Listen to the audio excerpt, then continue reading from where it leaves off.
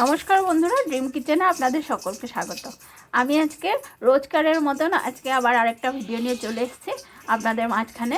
আর এই যে আমি পনির নিয়ে নিয়েছি। পনির এখানে আমি পনিরগুলো একটু হলুদ নুন দিয়ে একটু ভেজে নেব। আর সঙ্গে নিয়েছি আমি কাজু, টমেটো, আদা নিয়েছি, আর কিছুটা দালচিনির টুকরো নিয়েছি। এগুলো একসঙ্গে আমি পেস্ট করে নিয়েছি। পনিরগুলো একটু ভেজে নেব, তার জন্য আমার কড়াতে তেল গরম করে নিয়েছি।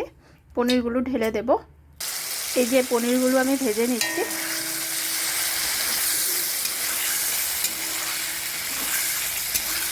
আচ্ছা বন্ধুরা, একটা কথা বলছি আপনাদেরকে। মনিটাইজেশন, ফেসবুক মনিটাইজেশন সেট আপটা পাওয়ার পর অনেক অল্প দিন দেরি হয়ে গেছে আমার সেট আপটা করতে। এখন আমার এই মনিটাইজেশনের সেট আপটা ডিঅ্যাক্টিভেট হয়ে গেছে। আর একটু কাইন্ডলি যারা জানেন আর কি, তারা আমাকে একটু জানাবেন তো কী করলে ভালো হয়। একটু জানালে ভালো লাগবে। আর আমি তো জানি না, নতুন এসেছি এই প্ল্যাটফর্মে কাজ করতে, তাই আপনাদেরকে জিজ্ঞাসা করছি। আপনারা কেউ জানলে আমাকে একটু জানাবেন কমেন্ট সেকশনে, ঠিক আছে? ওই তেলের মধ্যে একটু গোটা জিরা সম্বাস দিয়ে দিচ্ছি।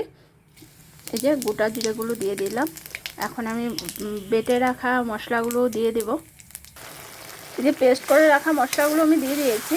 আর এটার মধ্যে আমি এখন একটু হলুদ গুঁড়ো আর একটু সামান্য পরিমাণে জিরে গুঁড়ো দিব।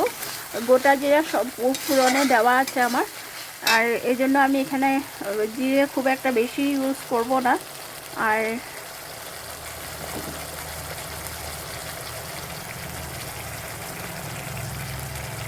এই যে আমি হলুদ দিয়ে দিলাম। এই যে মশলাগুলো আমার ভাজা হয়ে গেছে। আমি একটু চিনি দিয়েছি স্বাদটা ব্যালেন্স রাখার জন্য। আর এই যে মশলাগুলো লেগে এসছে আমার। আর সামান্য পরিমাণে আমি লঙ্কার গুঁড়ো দিয়েছি। আর যেহেতু আমার বাড়িতে ঝালটা একটু কম খায়, তার জন্য আমি একটু ঝাল কমই দিয়েছি।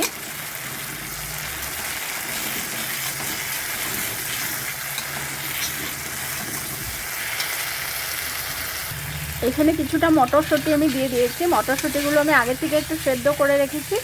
আর এই মটরশুঁটিগুলো আমি দিয়ে দিলাম। একটু ভাজা ভাজা হোক, তারপর আমি পনিরটা দিয়ে দেব।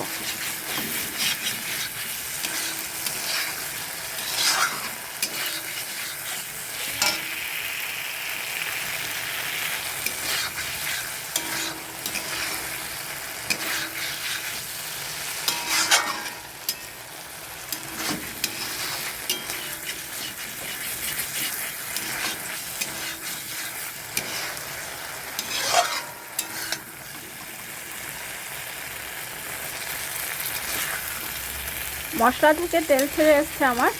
আর এই যে মটরগুলো একটু ভাজা ভাজা হয়ে গেছে, মটরশুঁটিগুলো।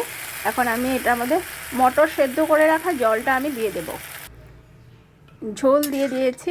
এই যে একটু বলক উঠুক, পনিরটা দিয়ে দেব।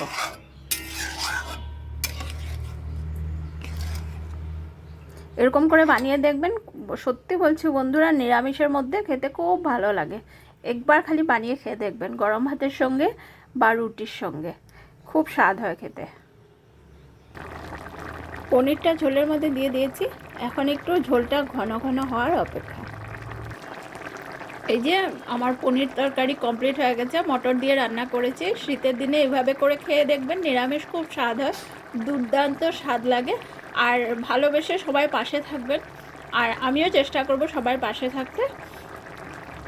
দেখুন, খুব একটা ঝোলও রাখবো না, খুব একটা শুকিয়ে দেব না, একটু ঘন ঘন করে রাখবো। গরম ভাতের সঙ্গে মাখিয়ে খেতে খুব স্বাদ হয়।